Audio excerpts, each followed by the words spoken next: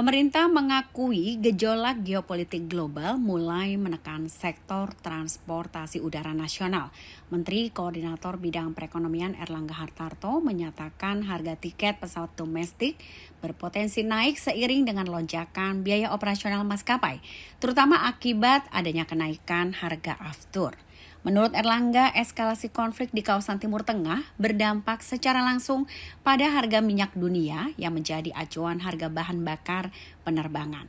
Kondisi ini mendorong kenaikan harga aftur yang selama ini menjadi salah satu komponen biaya terbesar dalam operasi suatu maskapai.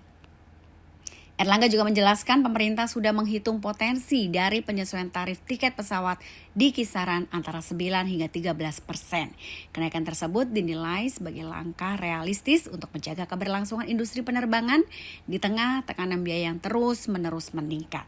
Sekaligus juga tetap mempertimbangkan daya beli masyarakat. Meski demikian, pemerintah berupaya menahan dampak kenaikan tersebut agar tidak terlalu membebani penumpang. Dan salah satu langkah yang diambil adalah dengan menanggung pajak pertambahan nilai atau PPN untuk tiket pesawat kelas ekonomi. Kebijakan ini pun diharapkan bisa meredam lonjakan harga yang dirasakan secara langsung oleh masyarakat. Nah, pada siang hari ini kami menyampaikan tindak lanjut dari arahan Bapak Presiden terkait dengan harga BBM bersubsidi dan kebijakan terkait dengan kenaikan harga aftur global terhadap industri penerbangan nasional. Nah, guna menjaga stabilitas ekonomi dan daya beli, seperti yang sudah diumumkan pada tanggal 31 Maret yang lalu, pemerintah dan Pertamina ini sudah memutuskan untuk tidak menaikkan harga BBM bersubsidi. Jadi sekali lagi, BBM bersubsidi itu adalah Pertalite dan Solar. Dan nanti Pak Menteri Keuangan akan menjelaskan selama harga minyak tidak lebih dari 97 secara rata-rata, maka harga BBM ini bisa kita pertahankan sampai bulan Desember tahun ini. Tetapi BBM bersubsidi kan ada dua, yaitu biosolar dan Pertalite. Ini supaya jelas ya. Kemudian selanjutnya dalam menghadapi perkembangan geopolitik dan geoekonomi secara global, ini terkait dengan harga aftur, ini di berbagai negara sudah menaikkan harga aftur, yaitu di Thailand angkanya di angka 29.518, Filipina 25.326. Dan aftur ini merupakan BBM non-subsidi yang harganya mengikuti perkembangan pasar, dan tentunya kalau kita tidak menyesuaikan, maka berbagai maskapai penerbangan lain bisa memanfaatkan perbedaan harga tersebut. Dan per hari ini kita lihat di Bandara Soekarno-Hatta itu harga aftur per 1 April kemarin sudah sekitar 23 ribuan ya. Nah, ini 23.551 per liter. Nah, kenaikan harga aftur ini tentu mempengaruhi struktur biaya operasional dari maskapai nasional, di mana harga aftur itu berkontribusi terhadap 40% dari biaya operasional pesawat. Dan oleh karena itu pemerintah mempersiapkan langkah mitigasi strategis agar harga tiket tetap terjangkau di masyarakat. Jadi pemerintah yang kita jaga adalah harga tiketnya. Dan sebagai langkah tersebut, Kementerian Perhubungan atas nama pemerintah menaikkan fuel surcharge. Itu fuel surcharge kemarin sudah naik 10%, sehingga berbasis daripada angka batas atas tarif di tahun 2019.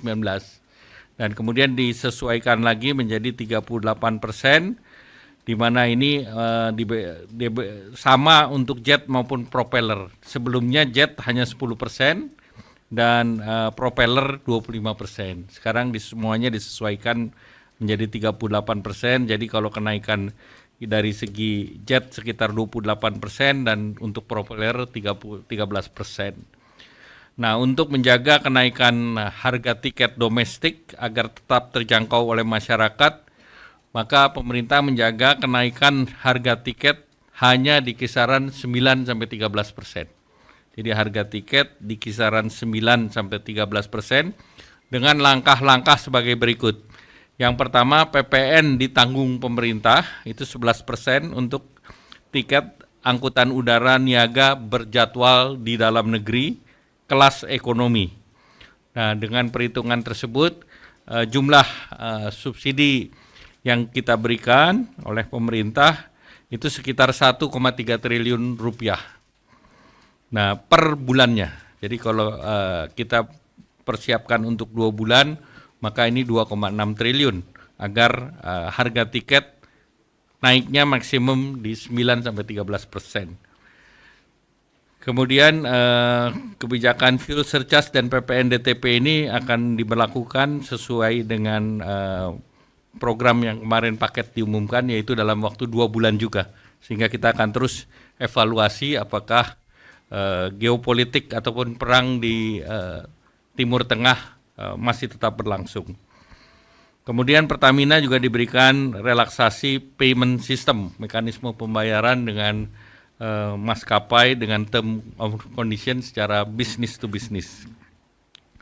Kemudian untuk menjaga dan meningkatkan daya saing ekosistem industri penerbangan, pemerintah juga memberikan insentif penurunan bea masuk untuk suku cadang pesawat menjadi 0%.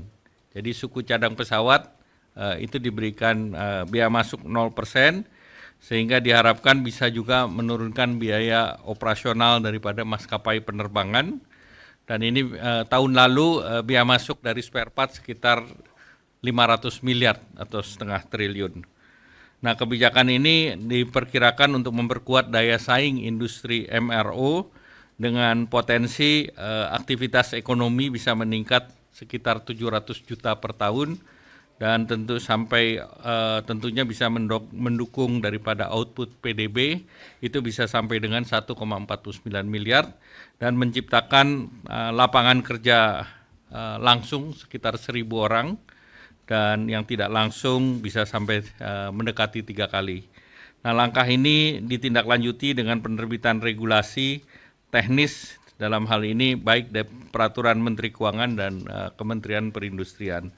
Nah, seluruh kebijakan ini adalah bagian dari dukungan pemerintah pada kesinambungan industri penerbangan nasional serta menjaga aktivitas ekonomi yang efisien, produktif, dan berdaya tahan. Jangan lupa subscribe ya.